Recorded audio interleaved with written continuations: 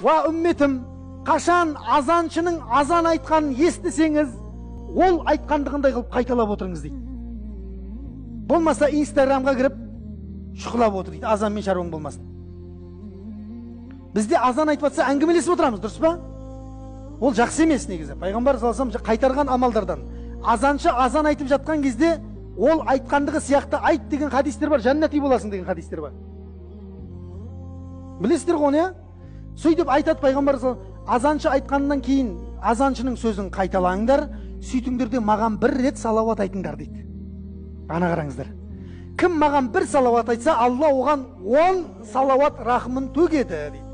Және содан кейін маған уәсиланы сұраңдар дейді. Аллахумма рабба хади дауати тамма вассалатил қаима ати Мухаммаданил уәсилата уәл фадила. Бар ма екен дұғаның ішінде? Уәсиланы сұраңдар дейді. Ол жәннаттағы бір ғана адамға берілетін мәртебе, мен сол адам болуын Алладан үміт етемін дейді пайғамбар саллаллаху алейхи вассалам. Иншалла сол кісі болады, Құдай қаласа. Мына бүкіл миллиардтаған үмметтің дұғасын Алла қайтара ма азаннан кейін?